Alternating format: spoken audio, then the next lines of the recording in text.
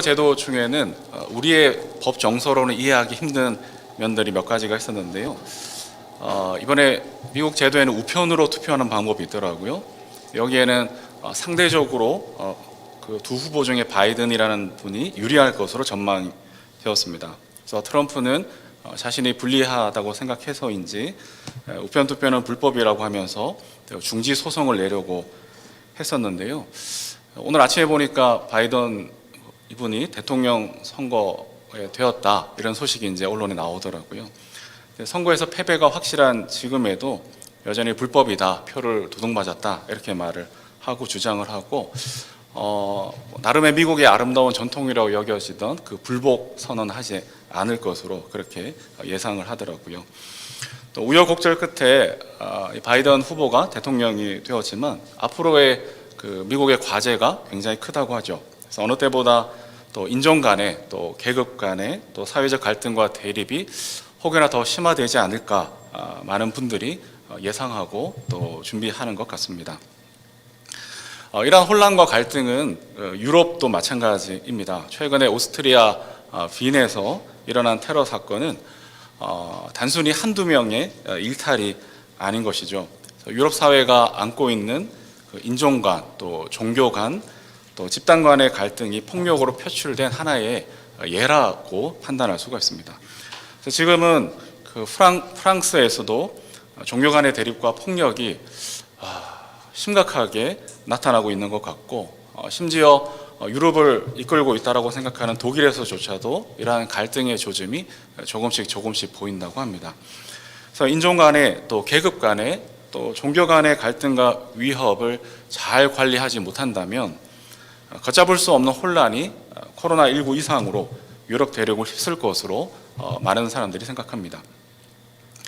나름 민주주의의 표상이라고 여겨졌던 나라들인데 어째서 이런 혼란과 갈등이 증폭되고 있는 것일까?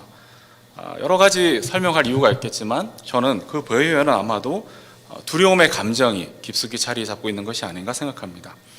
이 두려움이라는 것은 알지 못하는 것에서 생겨나는 감정입니다. 그래서 불확실성에 대한 두려움, 특별히 불확실성에 대한 두려움이 갈등과 폭력으로 나타나게 되는 것이죠. 예를 들어 무서운 속도로 과학 문명이 발전을 하면서 인류는 호모데우스를 꿈꿀 만큼 발전하게 되었지만, 그래서 많은 기회를 잡을 수 있을 것만 같지만 그만큼 미래에 대한 불확실성도 증가를 하고 있다는 것이죠. 그래서 현재의 삶과 미래에 대한 불확실성에 대한 두려움이 이성을 잃고 집단 이기주의 관계에 빠져서 또 대립하게 만들어낸 것이다 라고 봅니다. OECD 선진국 반열에 드디어 올라서게 되었다라는 우리 대한민국은 어떨까? 예외가 아닌 것 같습니다. 사회학자들에 의하면 한국 사회가 점점 더 극단적 가족 이기주의가 심화되고 있다고 합니다. 그 이유가 뭐냐? 미래에 대한 불확실성 때문이라는 것이죠. 그래서 이긴 사람이 모든 것을 다 가져가고 승자가 독식을 하고 또 한번 추락하면 다시 패자 부활전이 없는, 그야말로 끝이라는 이 두려움이 사회를 지배하다 보니 어느 누구도 믿을 수가 없게 되는 것이죠. 그나마 기댈 만한 가족을 중심으로 똘똘 뭉치게 된다는 겁니다. 가족이 주는 안정감이야 그것을 뭐라고 할 수는 없겠지만, 문제는 이 가족에조차도 불확실성에 대한 유일한 대안으로 자리 잡다 보니 극단적 이기주의로 흘러가게 되는 것이죠. 국가와 사회가 책임지고 돌보아야 할 구성원의 삶을 오롯이 개인의 책임으로 떠넘겨지는 그런 형태가 되다 보니 믿을 건 그나마 가족 아니면 어떤 집단 밖에는 남지 않는 것이죠. 여러분, 이제쯤에 우리가 생각해 볼 필요가 있습니다. 교육과 의료와 또 주거 문제, 일자리, 대한민국 구성원이라면, 대한민국 국민이라면 누구나 국가와 사회가 책임지고 해결해 가야 할 항목들입니다. 맞죠? 근데 혹시나 우리 마음에 그게 왜 국가 책임이야, 개인 책임이지 라는 마음이 든다면 우리는 어쩌면 근대 국가 사회에 대해서 다시 공부해야 될지도 모릅니다. 우리가 살아가고 있는 이 근대 국가제도의 출발과 또 사회 계약에 대해서 알아야 되는 것이죠. 이러한 문제들은 결코 개인의 탓만이 아니라 국가와 사회가 함께 풀어가야 될 주제입니다. 그것이 우리가 살아가고 있는 이 대한민국이 기초한 사회 계약론에 기초한 근대 국가 제도의 바른 모습일 겁니다. 근데 우리는 모두 너무나 이것을 개인의 몫으로만 돌려왔습니다. 그래서 잘 되면 국가와 사회가, 못하면 개인이 못나서 그렇게 된 것이지라는 이러한 패턴이 너무나 사회 깊숙한 곳곳에 자리 잡고 있는 것은 아닌지, 그래서 어쩌면 가족 이기주의와 그리고 집단 이기주의가 점점 더 심화되고 있는 것은 아닌지, 그나마도 기댈 가족이 여의치 않는 사람은 이러한 문화 속에서 어떻게 됩니까? 결국 각자 도생으로 죽을 힘을 다해 버텨보지만 이마저도 어려우면 극단적 선택을 하게 됩니다. OECD 국가 중에서 대한민국이 자살률이 압도적으로 몇 년간 계속해서 1등을 기록하고 있는 것은 우리는 진지하게 또 신앙과 사회적 차원에서 성찰하고 반성해야 될 과제라는 것이죠. 국가는 부강해지고 있는데 왜 개인의 삶의 질은 그렇지 못하는가라고 느끼는 사람들이 점점 더 많아지고 있다면 이것은 가벼이 넘길 만한 문제는 아니라는 것입니다. 이런 때에 교회가, 우리 오늘 장로님 기도해 주신 대로 교회가 사회의 소금과 빛으로서 그 사명을 잘 감당해 주면 너무나 좋겠지만, 코로나19 시대를 지나면서 교회는 도리어 사회의 걱정거리가 되고 있는 것 같아서 우리의 마음이 너무나 무겁고 또 안타까워집니다. 코로나19가 어쩌면 트리거가 되어서 사회적 모순과 부조리가 한꺼번에 터져나오고 있는 이 시점인데, 이에 대해 교회는 너무나 무능해 보이는 모습을 보여주고 있습니다. 그리고 이런 무능한 교회를 보면서 우리 그리스도인들조차도 체념하고 포기한 채 그저 무기력하게 살아가고 있는 것은 아닌지 돌아보게 됩니다. 교회가 이래도 되는 것일까? 그리스도인들은 어차피 천국 티켓을 확보했으니 체념하고 포기한 채 무기력하게 살아도 되는 것일까? 주님이 바라는 것이 과연 이것뿐일까? 결코 그렇지 않을 겁니다. 그렇다면 불확실성에 대한 두려움이 급증한 이 세계 속에서 우리는 과연 어떻게 살아가야 하는 것일까? 오늘 말씀을 통해서 고민해 보려고 합니다. 요한계시록을 받아 적은 요한은 사실상 우리와 비슷한 고민을 했을 것이라고 저는 생각해 봅니다. 그는 지금 반모섬에 갇혀서 요한계시록을 받아 적습니다. 이미 고령에, 학자들마다 조금 차이는 나지만 거의 100세에 가까우는 고령이었을 것이다. 그가 살인적인 노동을 강요당하는 그 반모섬 감옥에서 두 발로 살아 나오리라는 보장이 없이 지금 이 섬에서 살아가고 있습니다. 요한은 절대로 휴가차 이 반모섬에 간 것이 아닙니다. 어느 유명한 연예인이 대마초 사건으로 감옥에 간 적이 있었는데요, 그가 이후에 다시는 대마초를 손에 대지 않겠다라고 결심을 했었답니다. 감옥에 처음 들어가던 날의 그 모욕감, 고통, 외로움이 너무 절망적이었다는 것이죠. 그래서 옷을 발가벗겨 놓고 또 이리저리 구석구석 관찰을 한답니다. 위험한 물건을 소지하거나 숨기면 안 되니까. 그래서 이 사람 저 사람이 와서 이제 체크를 하고 확인을 하는데, 근데 유명한 연예인이 왔다고 하니까 여기저기 사람들이 와서 다 구경을 하더라는 거예요. 그래서 그 감옥에 들어선 순간에 더 이상 인간으로 취급받지 않은 그 모욕과 고통 속에서 다시는 내가 범죄하지 않으리라, 그런 결단을 했다는 얘기를 들었습니다. 어쩌면 그런 감옥보다 더 심한 곳에 요한이 갇혀 있는 것이죠. 그 감옥에서 그가 하루하루 살아가는데, 그런데 들려오는 교회들의 소식은 답답할 때도 많이 있습니다. 황제 숭배 사회에서 살아야 하는 교회는 지속적으로 나아질 보장이 없이 핍박과 박해를 당하며 어려움이 가중됩니다. 점점 심해지는 박해 속에서 비참하게 살해를 당하는 성도가 나오기 시작하고, 그나마 살아남은 이들은 뿔뿔이 흩어지기 시작합니다. 더 이상 견디다 못해 배교를 하거나 적당히 타협을 하는 사람들도 나타납니다. 황제냐 그리스도냐 그 사이에서 선택을 강요받는 상황이 교회를 점점 더 힘을 잃어가게 만들고 있습니다. 교회는 약해지는데 이에 비해 황제 숭배를 근간으로 하는 로마 제국주의는 더욱 견고해 보이는 것 같습니다. 하나님께서 심판의 재앙을 계속해서 보내시고 계심에도 불구하고 마음을 완악하게 하고 회개는커녕 도리어 우상 숭배를 향해 달려가고 있는데, 그러나 로마 제국은 점점 더 승승장구하는 것 같습니다. 그들이 교회를 파괴하고 성도를 죽이는데도 역사 속에서 이겨내는 것 같아 혼란스럽습니다. 과연 무엇이 정당한 것일까? 예수 그리스도의 부활과 오순절 성령 사건으로 시작된 이 하나님의 나라는 이렇게 힘 한번 제대로 써보지 못하고 로마 제국에 의해 역사 속으로 사라지고 마는 것일까? 거대한 로마 제국의 황제 숭배 사회에서 교회의 미래는 안개 속에 있는 것만 같습니다. 요한 자신의 실존적 운명도 더 이상 가늠할 수가 없습니다. 감옥에 갇힌 자신이 할 수 있는 일은 전혀 아무것도 없는 것 같습니다. 내가 여기에서 무엇을 할 수가 있을까? 모든 것이 불확실해 보이는 상황에서 그의 마음은 어떨까? 요한계시록 전체에서 요한의 심정에 대해서 얘기하고 있지는 않지만, 그러나 우리는 영적 상상력을 발휘해서 감정이입을 해볼 수는 있을 것 같습니다. 그래서 무기력과 절망, 자포자기하고픈 마음도 간간히 들락날락 하지 않았을까? 전혀 틀리지만은 않았을 것이라고 생각합니다. 왜냐하면 감정이입을 해보니까 저의 마음이 그럴 때가 종종 있더라고요. 어느 순간에는 다 무슨 소용인가? 돈과 쾌락과 권력의 황제 숭배 문화가 온 세계를 지배하고 있는 것 같습니다. 상황이 달라지고 권력이 생기면 규칙도 마음대로 바꿀 수가 있습니다. 교회조차도 이러한 것에 넘어가는 것만 같습니다. 세습하지 않겠다고 하다가도 돈이 있고 욕심이 생기고 추정하는 사람들이 많아지니 불법도 서슴지가 않습니다. 기준선을 옮겨버립니다. 차라리 노골적이면 욕이라도 시원하게 해볼 텐데 아주 젠틀하게, 부드럽게, 따뜻하게 법 테두리 안에서 법과 상식과 윤리와 도덕을 농락하는 일들이 또 얼마나 많이 일어나고 있습니까? 더 절망스러운 것은 도무지 회개를 모르고 질주하고 있습니다. 회개를 모른다는 것은 자기 성찰이 없다는 것이고 자기의 소견에 옳은 대로 살아간다는 뜻 아니겠습니까? 예전에는 그래도 죄에 대한 수호지심이라도 있었는데 점점 더 악한 일인 줄 뻔히 알면서도 악을 행하는 일에 도무지 부끄러움을 느끼지 못하는 세태가 되어갑니다. 그래서 때로는 엘리야의 탄식처럼 나만 남았는가 싶을 때가 한두 번이 아니지만 어느 순간에는 저 자신조차에게도 의심이 드는 것이죠. 너는 자격이 되냐?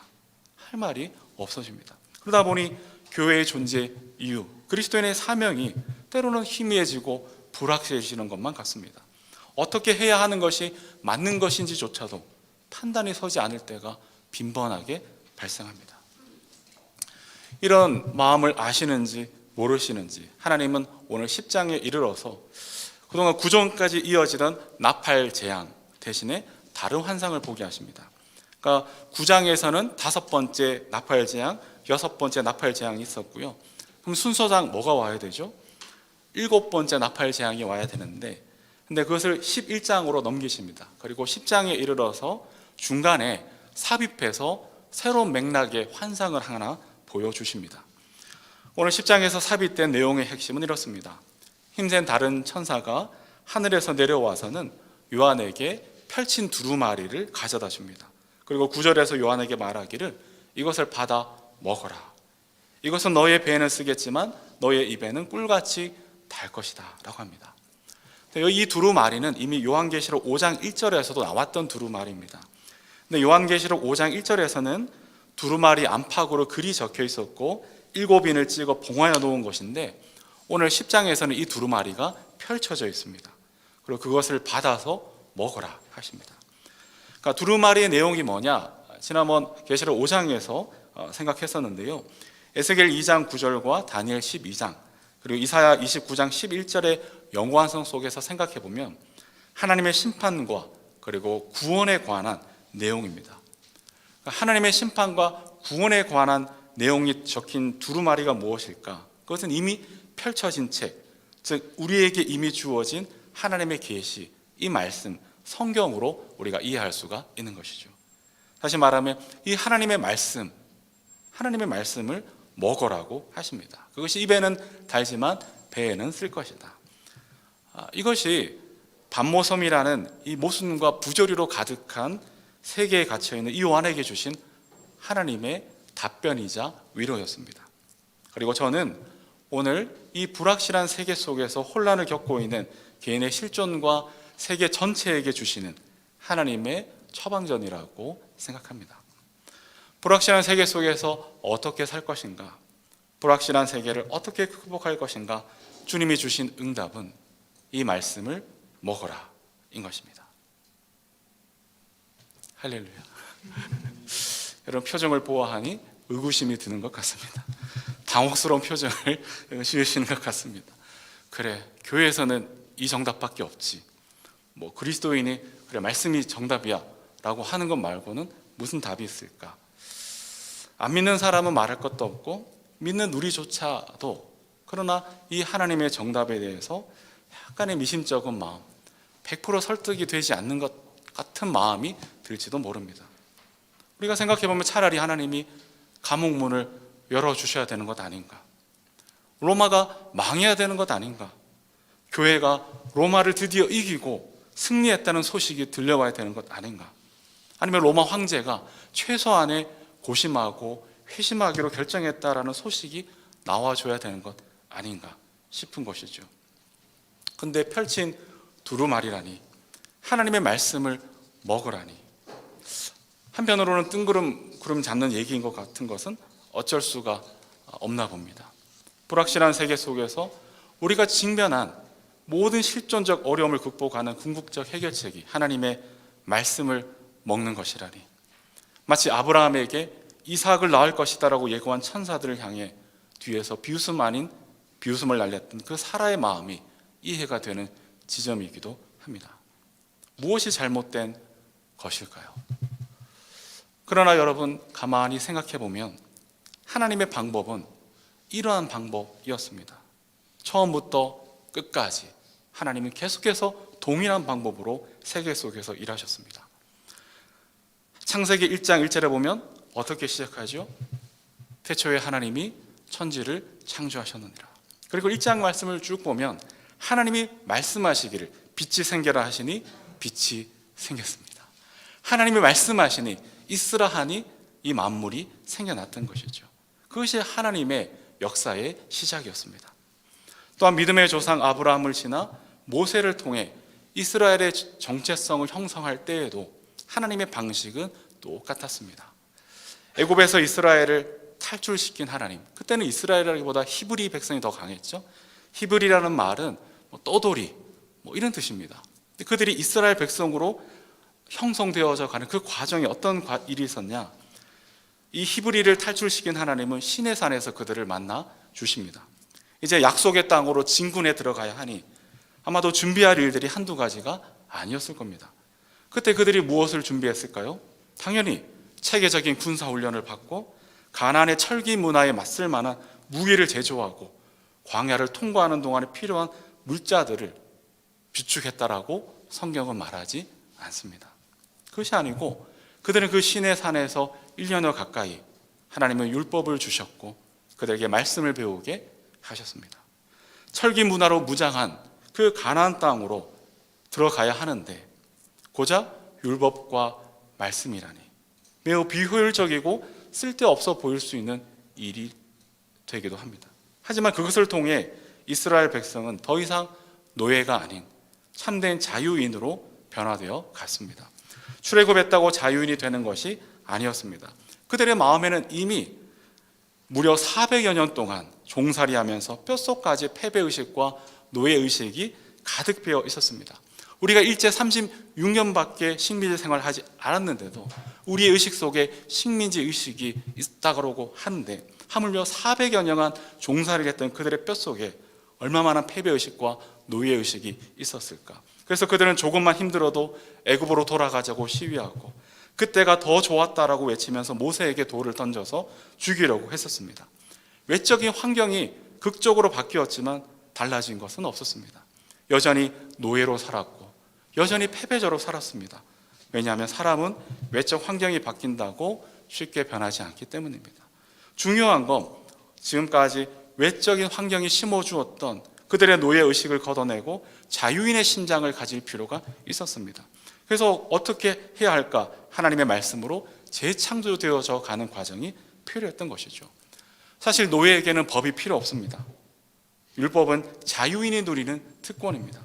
무에서 유를 창조하신 하나님의 말씀이 그들의 내면을 자유인으로 재창조하시는 작업이 필요했던 거예요. 노예의 마음으로 가나안에 진군해 보았자 그곳에서도 그들은 노예로 살 수밖에 없을 겁니다. 그러나 하나님의 말씀으로 재창조되어 가나안 세계에 들어갈 때 참으로 자유인의 삶을 살아내게 되는 것이죠. 이것이 하나님의 일하시는 방식이었습니다. 왜 우리는 때때로 아직 오지도 않은 불확실성에 대한 두려움 때문에 사로잡혀 몸서리를 칠까요? 나라가 바뀌지 않아서일까요? 경제가 어려워서일까요? 아니면 북한 때문인가요? 바이든이 대통령이 되었으니 세계 평화를 고대해도 되는 것일까? 과연 외적인 환경이 바뀌면 천국이 오는 것일까? 그렇지 않더라는 것이죠. 아무리 환경을 바꾸어 보아도 그것은 일시적일 뿐 궁극적 해결이 될 수는 없습니다. 내가 거듭나지 않고 나의 마음에 천국이 없는데 외부 환경이 변해보았자 다시 도루묵입니다. 식생활 습관이 바뀌지 않으면 건강한 몸을 유지할 수 없는 것과 같은 이치인 것이죠. 유명한 드라마 중에 미생이라는 드라마가 있었는데 그 한 대사가 생각이 납니다. 어떻게든 직장에 붙어 있으라고 하면서 바깥 세상은 정글이고 지옥이다, 이렇게 얘기를 합니다. 그래서 그 대사에 많은 이들이 공감을 했었습니다. 그런데요, 그 정글 같은 세상, 지옥 같은 세상을 누가 만들었습니까? 누가 만들었을까요? 결국 내가 만들었고 우리가 만들었고 사람이 그런 세상을 만들었습니다. 결국 속 사람이 바뀌어야 환경의 변화도 의미가 있습니다. 사람이 환경을 만들고 환경은 다시 사람에게 영향을 끼치게 되는 것이죠. 사람이 바뀌어야 좋은 환경이 조성되고 다른 사람에게 영향을 끼치는 선순환이 이루어질 수 있습니다. 외적인 환경이 중요하지 않다는 말이 절대로 아니고요, 근원적이고 시급한 문제가 사람이라는 겁니다. 사람은 우주보다 더 큰 존재, 하나님의 형상으로 지음받은 존재. 그 사람이 변화되어질 때 우주가 새로워지고 환경이 재창조되어지는 것이죠. 이 사람이 어떻게 바뀔 수 있을까요? 쉽게 변하지 않는 것이 사람이고, 사람이 변하면 어떻게 되죠? 사람이 변하면 죽을 때로 가잖아요. 그럼 어떻게 이 사람이 바뀌어야 되는 것일까? 천지를 창조하신 하나님의 말씀이 나를 새롭게 재창조하셔야 가능한 일이 됩니다. 옛사람이 죽고 새 사람으로 거듭나는 열쇠가 하나님 말씀의 재창조에 있다는 것이죠. 하나님의 말씀이 내 안에 들어올 때 세상이 규정하고 제한해 버린 우리의 거짓 자아를 벗어던질 수 있습니다. 세상이 우리에게 계속해서 구루밍시킨 노예의식도 벗어버리고 하나님이 바라보시는 참된 자아로 회복될 수 있습니다. 그렇게 되면 불확실한 상황이라 할지라도 두려움을 극복하고 세상을 이길 수가 있는 것이죠. 초막이나 궁궐이나 내 주 예수 모신 어느 곳이나 천국이라고 우리가 고백하지 않습니까? 그 천국을 열어가는 열쇠가 변화된 그리스도인에게 있습니다. 지옥 같은 세상이 천국으로 거듭나게 되는 출발이 바로 나에게 있는 것이죠. 그래서 하나님은 반모섬에 갇힌 요한을 통해 오늘 우리에게도 동일하게 하나님의 말씀을 먹으라고 하십니다. 하나님은 언제나 우리에게 가장 좋은 것을 주시고 최선의 것을 주신다라고 우리는 믿습니다.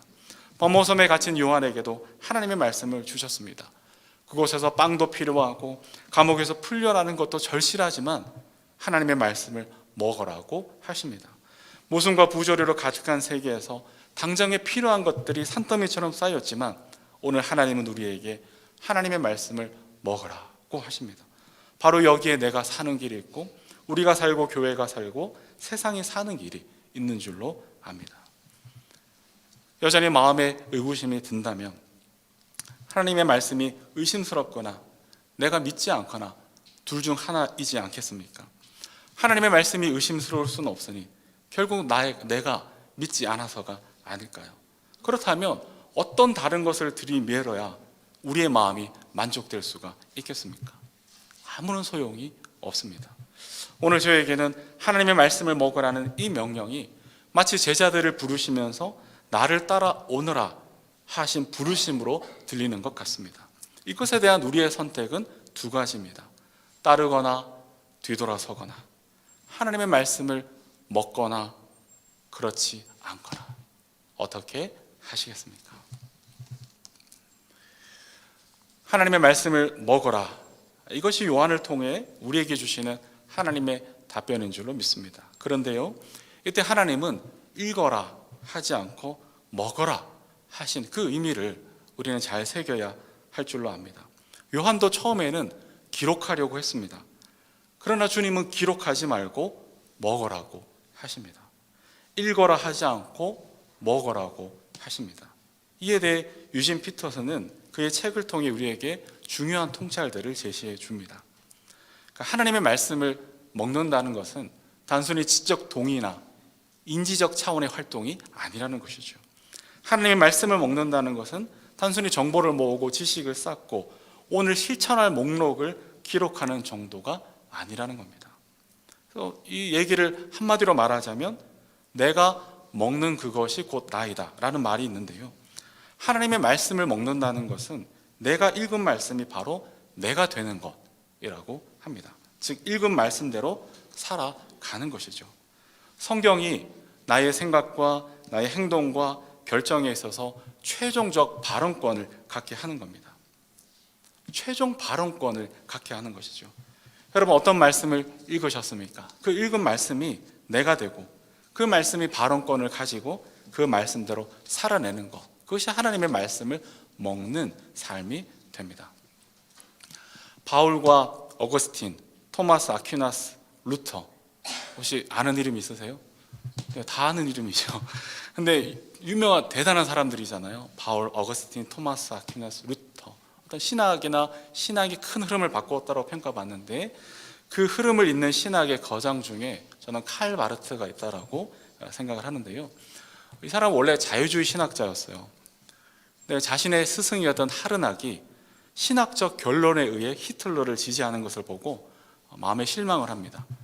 그리고 이때부터 자신의 전 삶을 걸고 말씀을 읽고 먹기 시작합니다. 이전에는 자유주의 신학자로서 학문적 접근으로 그 성경을 접근했다면 이제부터는 실존의 문제를 안고 성경과 씨름을 하게 됩니다. 그리고 그곳에서 그는 하나님의 낯선 세계를 발견했다라고 고백하는데요, 이후에 그는 자신이 먹은 성경대로 살아내는 삶의 행적을 보여주었습니다.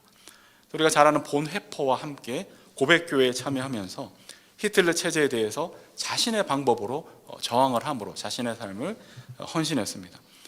그의 영향력은 신학계뿐만 아니라 실천적 차원에서도 교회를 넘어 세계로 흘러가게 됩니다. 그래서 칼 바르트가 성경에서 발견한 이 하나님의 낯선 세계는 전후 독일이 2차 세계대전 전후 독일이 재건하면서 위대한 통찰력을 줄 수밖에 없었던 것이죠. 하나님의 낯선 세계를 밑바탕에 놓고 반성으로 시작된 그 전후 독일은 우리 이웃 일본과는 달리 전쟁의 가해자 위치에서 벗어나 유럽을 선도해가는 국가로 거듭나게 되었던 것입니다.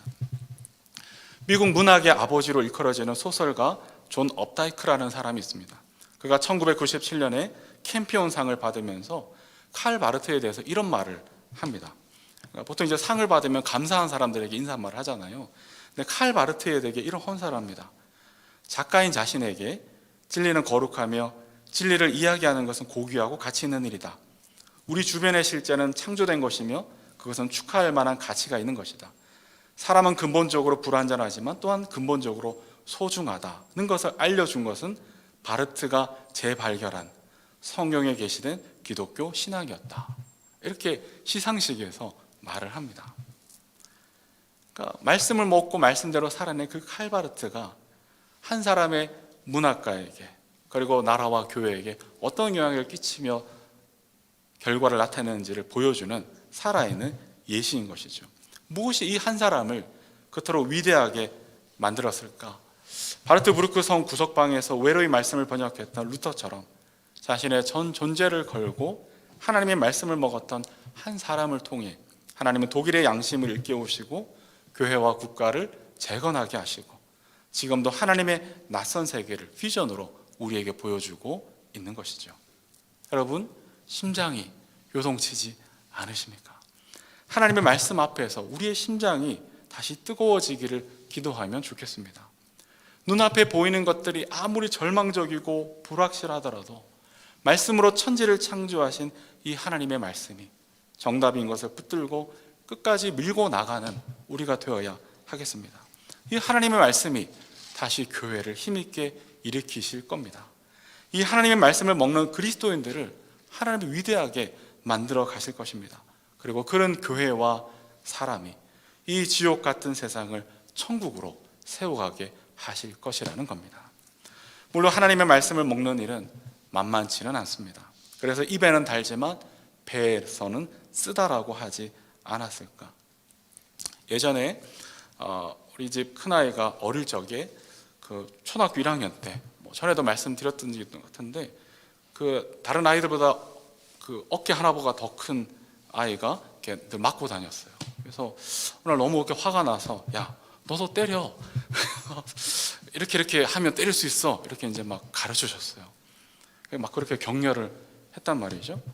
근데 한날은 말이 자기는 교회 다니는 사람이래요. 그래서 할 말이 잃어버린 것이죠. 내가 뭘 하는 거지? 이렇게 여기에 대해서는 또 논의할 이야기들이 많지만 제 핵심적인 이야기는 아시겠죠.